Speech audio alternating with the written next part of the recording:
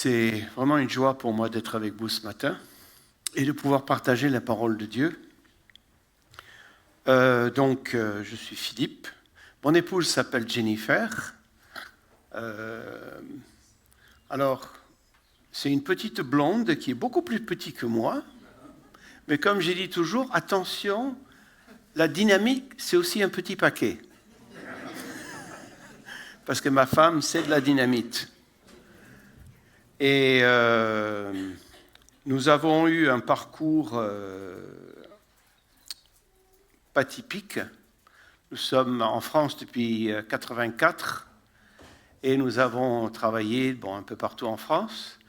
Mais en 2000, Dieu nous a appelés à partir en Irlande du Nord pour retrouver l'église Christian Fellowship Church et travailler avec eux à Belfast. Donc Paul Reed est un cher ami. Et suite à Belfast, le Seigneur nous a bifurqués. Je dis bifurqués vraiment parce qu'on est parti en Afghanistan pendant 9 ans. Et on a fait 2003-2012 en Afghanistan en tant que missionnaire. Mais là-bas, on n'est pas déclarés comme des missionnaires. Nous sommes des travailleurs d'ONG. C'est-à-dire, nous travaillons sur des projets que nous sommes en train de mettre en place. Et le Seigneur nous a donné le privilège de travailler là-bas jusqu'en 2012. Et ensuite, après 2012, on s'est retrouvé au Niger, où j'étais directeur de l'hôpital chrétien de Niamey, et où on a aussi exercé un ministère avec les pasteurs africains de Niamey et de la région. Et au milieu de tout ça, Dieu m'a donné une épouse qui est là, qui suit, qui est là, pleinement impliquée dans tout ce qu'on fait, et on le fait ensemble. Et ça, il n'y a rien de plus précieux que de pouvoir le faire avec sa meilleure amie. Sa compagne, sa meilleure amie. Et donc Jennifer. Et puis j'ai un fils, John, qui habite aux États-Unis, donc dans le Tennessee. Lui, il a 38 ans. Et notre fille Harmonie en a 36. Elle habite à Dublin. Et elle est mariée avec un Irlandais. Et là, on a 2 petits-fils qui sont à Dublin. Donc, on s'amuse. On a le privilège d'y aller souvent et de les accueillir aussi. Et ce que j'aimerais partager avec vous, c'est vous inviter à lire avec moi dans Luc chapitre 8, à partir du verset 40. Et donc c'est Luc 8, à partir du verset 40. Alors le titre de ce message, c'est « Nous sommes toujours au milieu de notre histoire ». Vous allez voir pourquoi ce titre un peu plus tard. Nous sommes toujours au milieu de notre histoire. Alors je commence à lire au verset 40. Au moment où Jésus regagna l'autre rive, la foule l'accueillit car tous l'attendaient. Un homme appelé Jairus arriva. Il était l'un des dirigeants de la synagogue. Il tomba aux pieds de Jésus et le supplia de venir chez lui. Parce qu'il avait une fille unique d'environ 12 ans qui était mourante. Pendant que Jésus s'y rendait, la foule le pressait de tous côtés. Il y avait là une femme qui souffrait de perte de sang depuis 12 ans. Elle avait tout dépensé, ce qu'elle possédait chez les médecins, mais personne n'avait pu la guérir. Elle s'approcha de Jésus par derrière et toucha le bord de son vêtement. Aussitôt, sa perte de sang s'arrêta. Jésus demanda « Qui m'a touché ?» Tous niaient l'avoir fait. Et Pierre dit « Maître, la foule t'entoure et te presse de tous côtés. » Mais Jésus dit « Quelqu'un m'a touché, car j'ai senti qu'une force était sortie de moi. »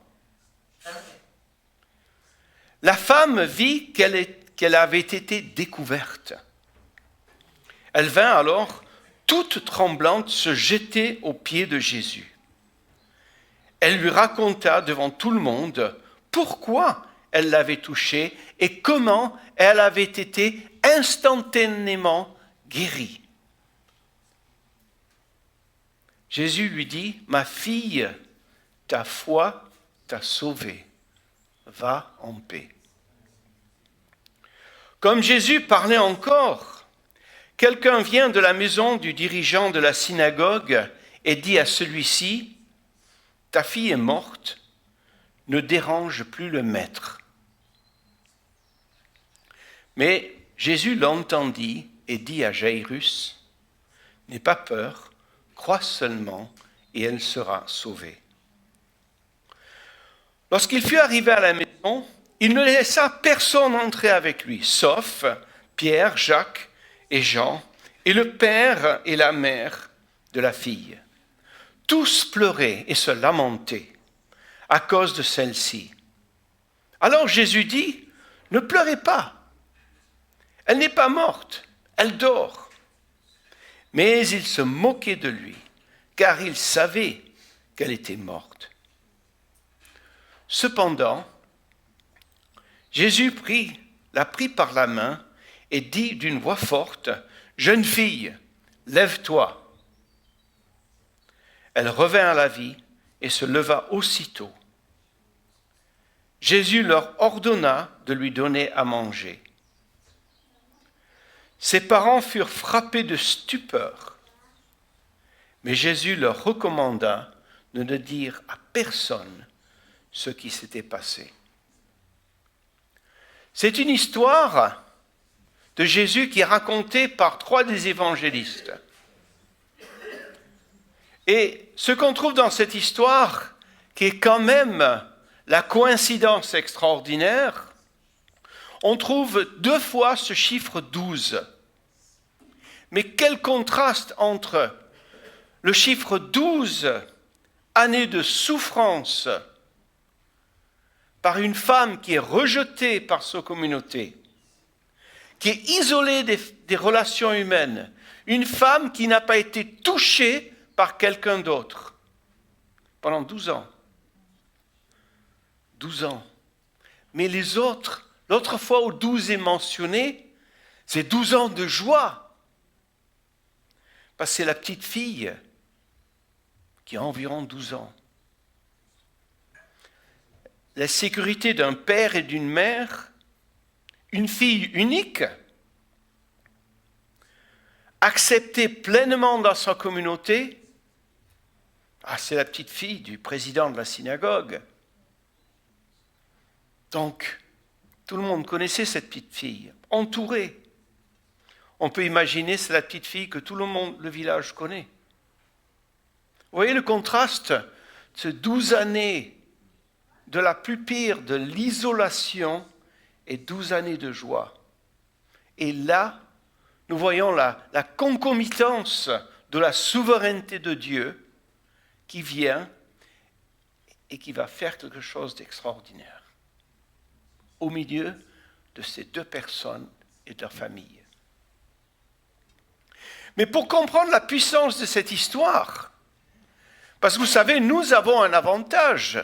On peut lire le récit dans Luc 8, on peut lire toute l'histoire, et on connaît l'histoire du début, 12 années, jusqu'à la fin, le dénouement, la réponse, la guérison, la résurrection. Mais cette femme au milieu de la foule et les parents de la petite fille, Jairus et son épouse, pour eux, ils ne savent pas ce qui va se passer. Alors j'aimerais vous demander d'utiliser votre imagination ce matin. Mettez-vous dans cette foule, mettez-vous dans ce petit village dans le nord de Galilée. Mettez-vous dans ce groupe de personnes qui sont là, qui seront dans la foule en train de suivre Jésus et qui vont être témoins de ce qui va se passer. Je vous demanderai de faire cela parce que Ça vous aidera peut-être à voir combien notre Dieu fait des choses incroyables parfois. On a simplement besoin d'attendre. Pour ça que je dis, nous sommes toujours au milieu de notre histoire.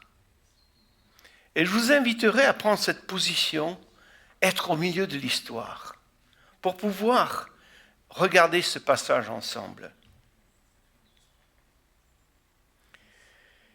Et alors, ce matin, vous savez, quand on vient au culte, on vient dans tous ses états. On vient dans sa joie, on vient dans sa douleur, on vient dans ses questions, on vient dans son incrédulité, on arrive avec nos doutes, on arrive avec la vie, telle que nous la vivons. Et on arrive avec nos questions qu'on a pour Dieu aussi. Vous en avez des questions pour Dieu? Oh que oui. On ne comprend pas. Peut-être vos 12 années, pour vous, c'était la joie. Mais pour quelqu'un d'autre qui est assis à côté de vous, c'est peut-être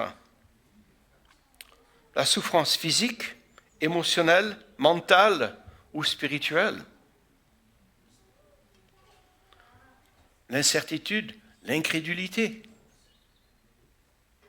Nous arrivons tels que nous sommes devant Dieu.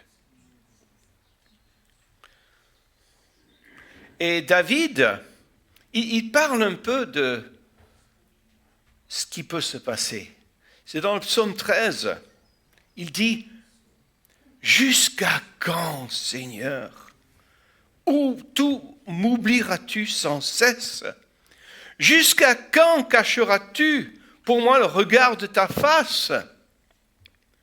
Jusqu'à quand devrais-je encore rassasier soucis et chagrins? Chaque jour vivre dans l'angoisse. Jusqu'à quand mon ennemi pourra-t-il triompher de moi? De grâce, Seigneur, réponds-moi dans mes yeux ta clarté, sinon je vais mourir. » Vous imaginez cette femme qui souffre depuis 12 ans? C'est peut-être son psaume. C'est peut-être ce qu'elle dit à Dieu. Jusqu'à quand, Seigneur? Dans cette histoire, elle me parle à moi, parce qu'avec ma femme, nous sommes toujours au milieu de notre histoire, avec des sujets de prière que nous avons, des sujets de prière qui font 40 ans. Des choses pour lesquelles on prie, on intercède, on croit, pour lesquelles on veut voir Dieu transformer, guérir. Des choses où ça dure. La prière dure 40 ans. Et donc, cette histoire nous donne un petit peu un regard sur ce que Dieu peut faire et ce que Dieu a fait ce jour-là dans ce village.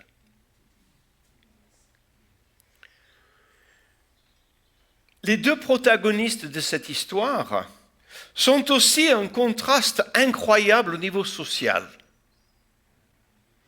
La femme rejetée, isolée, la femme qui n'a plus le droit d'aller à la synagogue.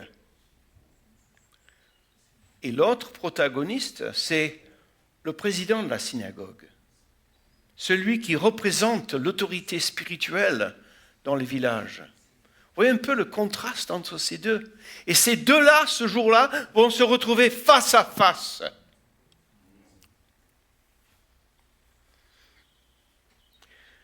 Alors, nous sommes à un moment du ministère de Jésus où les pharisiens, les scribes, commencent à s'opposer à Jésus. Ils n'aiment pas son message. Mais il y a aussi ceux qui se posent des questions. Et Jairus était un responsable de la synagogue de Capharnaüm. Et il est l'homme qui marche dans les rues, que tout le monde salue. Il est l'homme respecté. Il est l'homme qui a l'autorité. Il est l'homme connu de tout le monde. Accepté de tout le monde, apprécié de tout le monde. Vous voyez un peu ces deux personnes, comment elles se contrastent? Bien, Jésus va les mettre ensemble aujourd'hui, autour de ce qu'il va faire. J'ai lu une narration moderne de cette histoire, faite par une auteure américaine, Joyce Holsdorf, et j'aimerais vous lire quelques paragraphes de cette narration, parce que dans cette narration, cet auteur décrit le côté de la femme de Jaïrus dans cette histoire. Parce qu'on n'en parle pas beaucoup de la femme de Jaïrus, mais vous voyez un peu la place. Votre femme, posez-vous la question, votre fille est en train de mourir. Vous êtes là au milieu de l'histoire. Et voilà ce qu'elle a écrit. « Je n'oublierai jamais le jour où j'ai rencontré Jésus. Notre maison était remplie de familles, d'amis, de pleurs, parce que ma fille de 12 ans était morte dans mes bras. Tout au long de sa maladie persistante, je me sentais si impuissante avec nulle part où me tourner. Vous voyez, j'avais entendu parler de Jésus et comment il a guéri les gens. Même le fils d'une femme a été ressuscité des morts. Je voulais le trouver. Mais il m'aurait été impossible en tant que femme du chef de la synagogue de notre ville de chercher Jésus seul. Je ne suis même pas autorisée à marcher dans les rues seule, encore moins de chercher un maître rabbin non conformiste. Cela aurait causé de la grande honte de mon mari Jaïrus. Et parce que Jaïrus était important dans la synagogue, il avait des raisons de réfléchir avant d'aller chercher Jésus. Les pharisiens, les prêtres, les enseignants de la loi, de tous les coins de rue avaient qualifié Jésus de blasphémateur. Ils voulaient une raison de l'arrêter, d'arrêter sa popularité croissante. Ils l'ont même chassé de la synagogue de Nazareth. Alors, comment Jaïrus, un dirigeant de la synagogue, oserait-il demander de l'aide à ce rabbin? Mais lors de cette horrible journée, alors qu'il écoutait la respiration haletante, courte et légère de notre fille, Jaïrus ne pouvait plus se retenir. C'était notre dernier espoir.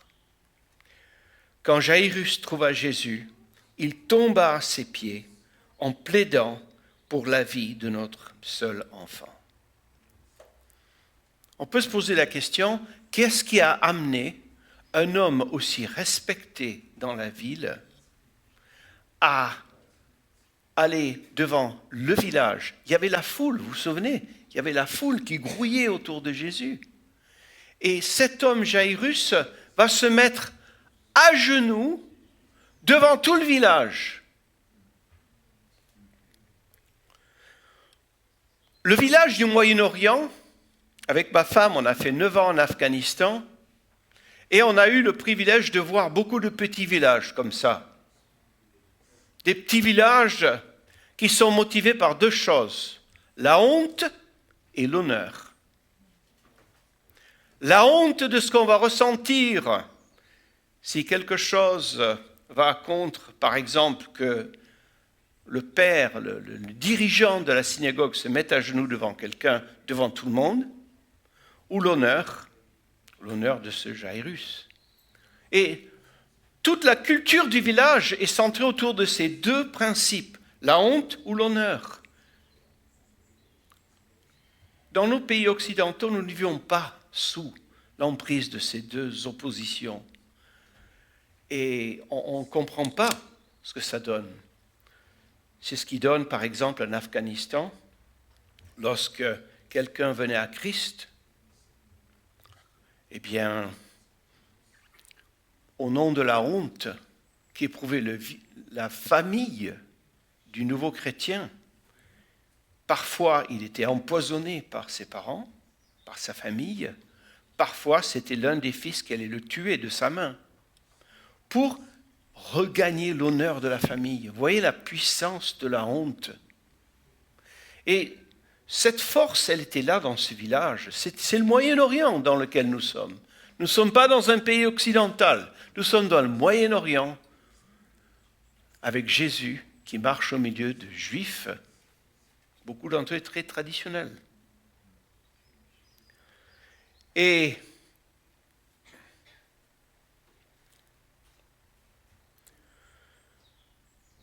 Jairus se jette aux pieds de Jésus et le supplie de venir à la maison. Il le supplie, au verset 41, il se jeta aux pieds de Jésus. Il le supplia de venir chez lui. Il le supplia de venir chez lui. Donc l'histoire commence avec Jésus. Et bien sûr, c'est une communauté de vie, n'est-ce pas? Donc qu'est-ce qui va se passer? Jésus va vers la maison de Jairus. Qui est-ce qui va vers la maison de Jairus? Mais tout le monde qui est là aussi. Tout le village est là, ils sont en train de marcher avec. Et ils sont en train de marcher vers la maison. Mais au verset 43, il est dit, il y avait là une femme atteinte d'hémorragie depuis 12 ans. Et elle est là au milieu de la foule aussi. On peut imaginer peut-être séparée de la foule, parce qu'elle ne peut pas se mettre dans une position où elle sera touchée par quelqu'un. Parce que ceux qui la touchent deviennent rituellement impurs. On peut s'imaginer cette scène. Et c'est une femme qui avait été soignée par de nombreux médecins. En fait, même il est dit, c'est le Luc qui va le dire, que les médecins n'avaient pas réussi à la guérir, parce que Luc était médecin, et qu'elle avait dépensé tout son bien. On peut imaginer aussi qu'elle était pauvre. Et elle s'est dit, si je peux seulement toucher la frange de son vêtement. Alors, ce qui est intéressant, c'est qu'en touchant la frange du vêtement de Jésus, elle ne rendait pas Jésus rituellement impur. C'était la partie du vêtement qu'elle pouvait toucher sans le rendre rituellement impur. Donc elle a dit, si je peux toucher la frange de son vêtement, je serai guéri. Vous voyez la foi que cette femme avait? Elle n'avait jamais rencontré Jésus, mais elle avait entendu les histoires, comme la femme de Jairus qui avait entendu les histoires. Et au milieu de cette foule qui grouille, on peut imaginer Jésus s'arrête, il regarde autour de lui et dit, qui m'a touché? Et parce qu'il y a une foule autour de lui, alors on pourrait traduire cette scène à une scène qui serait dans notre monde aujourd'hui. C'est comme si un président d'un pays sortait de l'Élysée ou de la Maison-Blanche ou d'une autre maison du gouvernement et sortait entouré de reporters et qu'il se retourne et qu'il dit « Qui c'est qui a pris ma photo ?» Parce qu'en fait, il y a des reporters partout, il y en a beaucoup qui ont pris la photo. Et il se retourne et dit « Mais qui c'est qui a pris ma photo ?» C'est un peu comme ça. Qui c'est qui m'a touché? Parce que beaucoup de personnes étaient autour de lui. Mais Jésus dit, qui m'a touché? J'ai senti une force sortir de moi. Il a senti l'onction sortir pour toucher cette femme. Mais il ne savait pas qui c'était. Il est fort probable qu'il savait qui c'était. Mais la question, elle est rhétorique, elle est pour la foule. Qui m'a touché? Alors, verset 47, il dit, en voyant que son geste n'était pas passé inaperçu, la femme s'avança, toute tremblante, se jeta aux pieds de Jésus et expliqua devant tout le monde pour quelle raison elle l'avait touché et comment elle avait été instantanément guérie. Alors, peut-être vous vous dites, mais Jésus, mais tu as senti la puissance sortir de toi, mais est-ce que tu étais obligé de t'arrêter au milieu de la foule et d'humilier cette pauvre femme? Elle était guérie après tout. Elle pourrait repartir guérie. Mais il y a quelque chose qui est intéressant dans cette histoire, c'est que selon la loi de Moïse, pour qu'une guérison soit reconnue dans la communauté, il fallait que la personne dise ce dont ils étaient malades publiquement, et ensuite il fallait que ce soit déclaré publiquement qu'elle était guérie.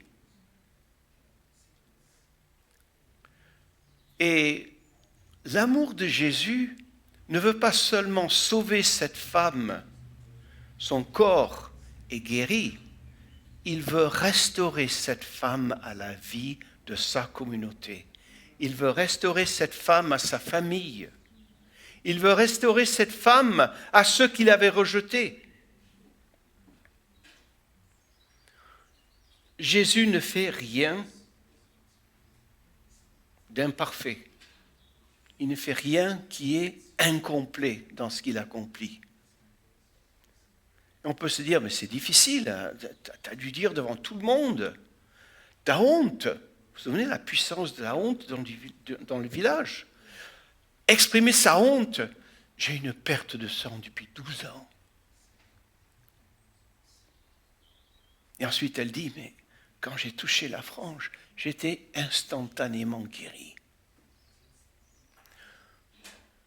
Et Jésus a permis à cette femme d'exprimer ce qu'elle avait besoin d'exprimer pour parler de sa guérison, mais en même temps être restaurée à son village.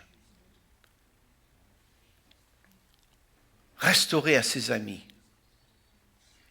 Et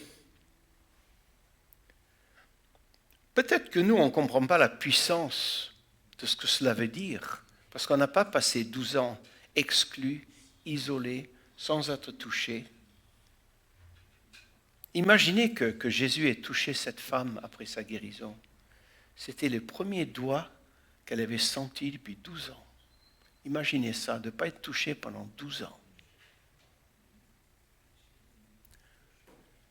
Et Jésus, c'est le premier à la toucher.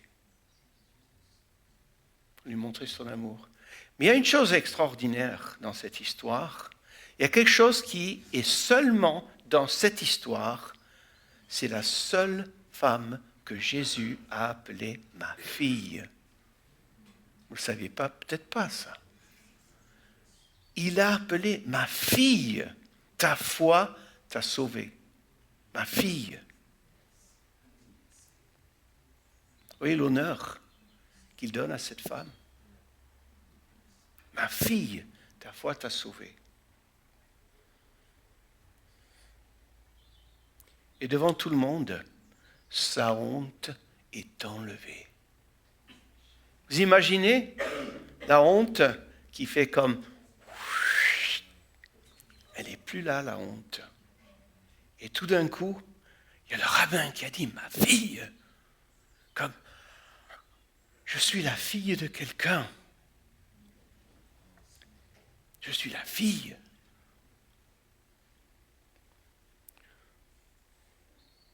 Jésus, il veut guérir complètement. Quand il nous amène à lui pour sauver notre âme, il vient pour racheter tout le reste. Tout le reste. Il n'y a rien qui est laissé. Et pour ceux d'entre vous qui êtes encore en chemin, laissez Dieu retourner toutes les pierres qui ont besoin d'être retournées dans votre vie, pour que vous puissiez aller jusqu'au bout de votre guérison, de votre restauration, pour que vous puissiez devenir tout ce que Dieu veut que vous soyez. Pour que vous puissiez accomplir tout ce que Dieu a prévu pour vous. Parce qu'il y a des choses pour vous, mes frères et sœurs. Mais parfois, il faut être prêt à dire, Seigneur, tu peux retourner cette pierre. Je sais qu'il y a des choses derrière. Tu peux la retourner, cette pierre. Vas-y. Et Jésus fera une complète œuvre de salut, de guérison, de restauration. Complète.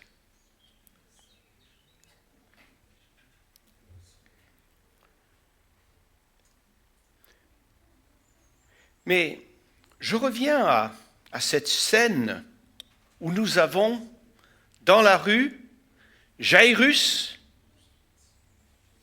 la femme qui vient d'être guérie, et Jésus. Et dans un film aujourd'hui, celui qui fait l'exécution, l'exécuteur du film, dirait à la caméra, bon, maintenant ce que tu vas faire, tu vas te retirer et ensuite tu vas mettre tout l'accent sur ces trois visages. Parce que vous savez ce qui arrive à ces trois? À la fin du verset 48, Jésus dit, ma fille, parce que tu as eu foi en moi, tu es guérie, va en paix. Quand il parlait encore, quelqu'un arrive. Quand il parlait encore, on peut imaginer Jésus est en train de dire ça, et en même temps, il y a quelqu'un qui arrive de la maison qui dit, ta fille, elle est morte, c'est pas la peine que le maître vienne. Vous voyez un peu les deux événements. Et quand je parlais de cette parole avec ma femme, elle m'a dit, t'imagines le regard entre eux? T'imagines le regard entre Jairus et la femme? La femme et Jairus.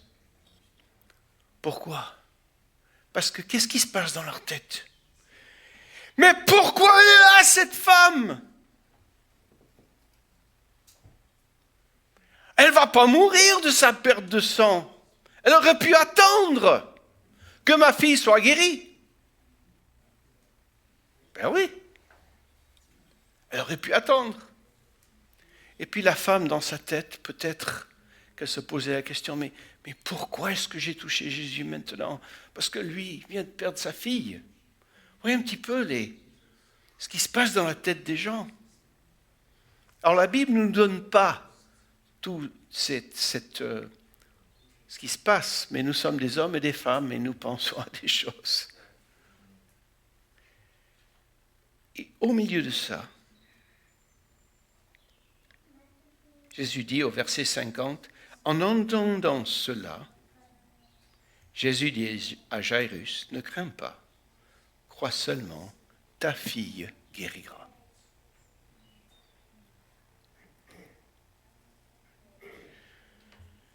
Et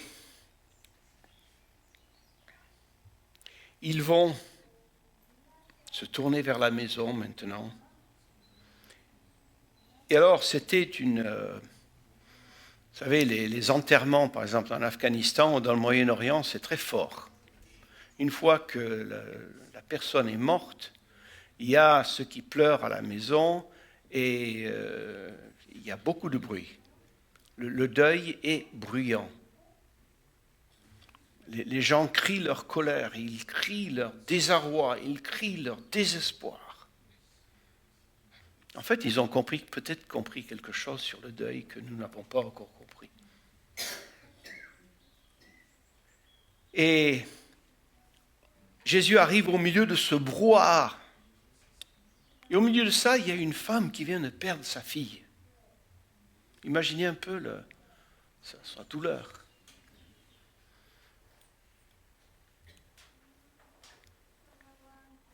On peut se dire que Jésus est arrivé en retard, n'est-ce pas? Est-ce que Jésus est en retard? Ben non, je pense que Dieu n'est jamais en retard. C'est lui qui est le maître du temps. C'est lui qui est le maître de tous ces événements qui se passent dans votre vie, l'enchaînement de ces événements qui vous ont amené où vous en êtes aujourd'hui. Il sait toutes ces choses-là. Il n'y a rien qui lui est caché. Et il est avec vous aujourd'hui. Bien sûr, on dit, Seigneur, je ne comprends pas. Je ne comprends pas. Peut-être qu'on va dire ce que Job a dit. Je ne comprends pas, Seigneur, mais le Seigneur a donné, puis le Seigneur a repris. Que le nom de l'Éternel soit béni. Peut-être compris comme ça. On ne sait pas, on ne comprend pas.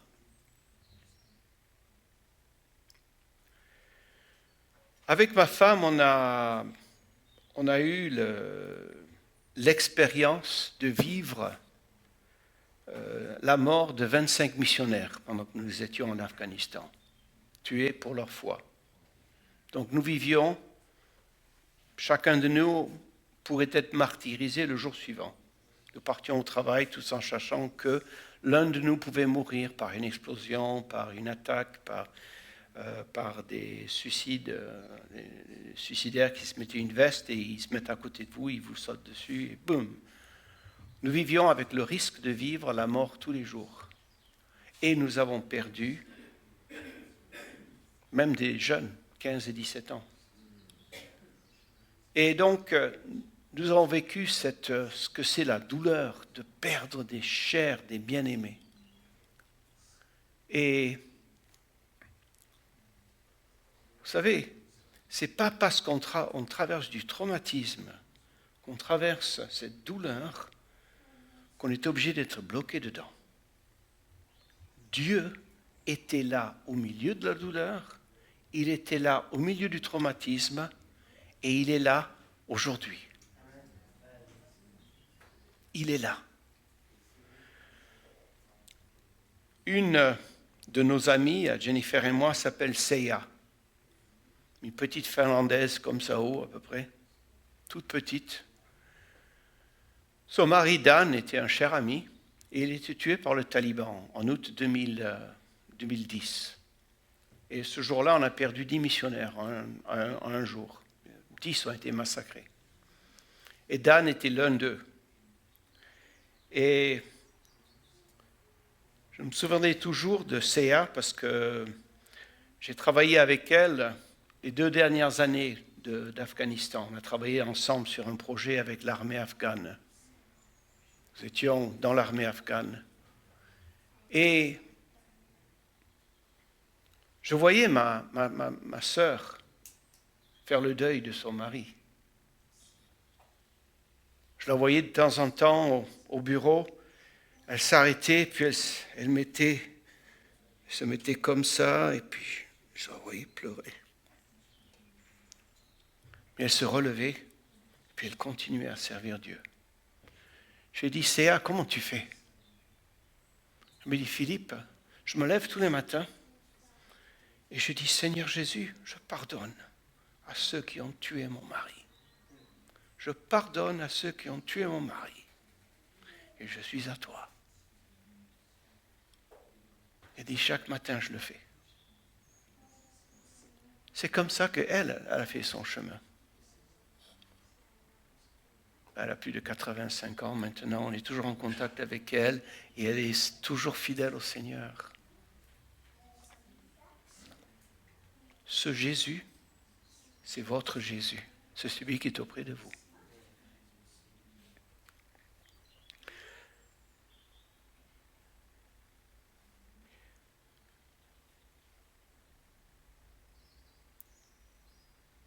Il y a parfois des événements qui se passent dans notre vie, nous ne comprenons pas pourquoi ces choses sont arrivées à ce moment-là.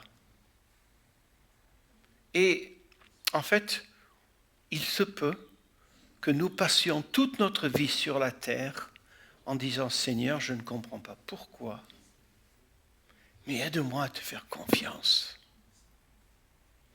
Et que nous ayons confiance en lui, même si on ne comprend pas tout.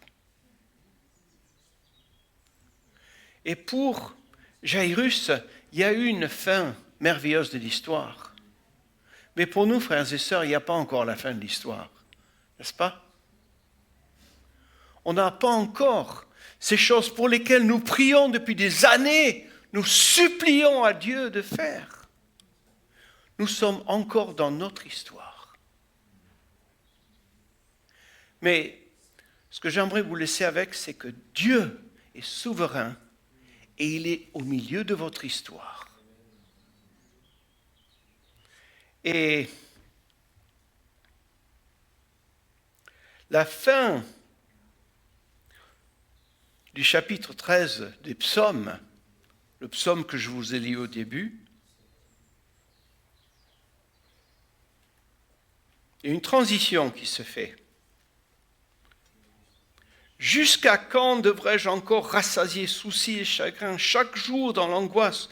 Jusqu'à quand mon ennemi pourra-t-il triompher de moi?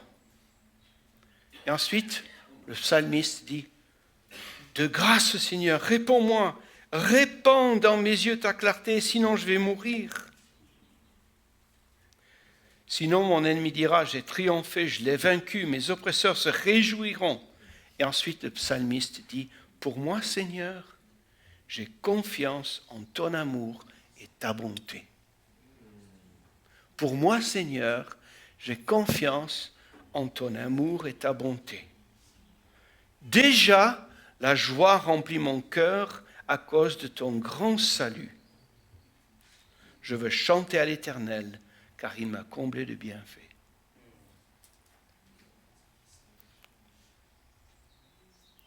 Pour Jairus, la fin de l'histoire, c'était Jésus a dit à sa fille, jeune fille, lève-toi. Il a pris la main, lève-toi. Elle s'est levée. Il est allé manger.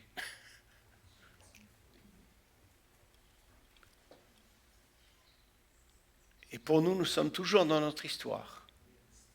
Toujours dans cette vie où on fait confiance à Dieu, en même temps on se pose des questions. Dieu est assez grand pour qu'on se pose des questions et qu'on soit dans la joie en même temps. Vous voyez, les ironies spirituelles, là, où on vit dans les deux mondes en même temps. Comme si, quoi? On vit dans le mystère. On ne comprend pas ce que Dieu est en train de faire. Mais Dieu est en train d'agir. Et comme le psalmiste, mon amour et ma confiance en l'Éternel. Soyons encouragés, frères et sœurs, et comme le dit l'Épître aux Hébreux, encourageons-nous les uns les autres tandis qu'il est jour. D'accord? Continuons à nous encourager les uns les autres.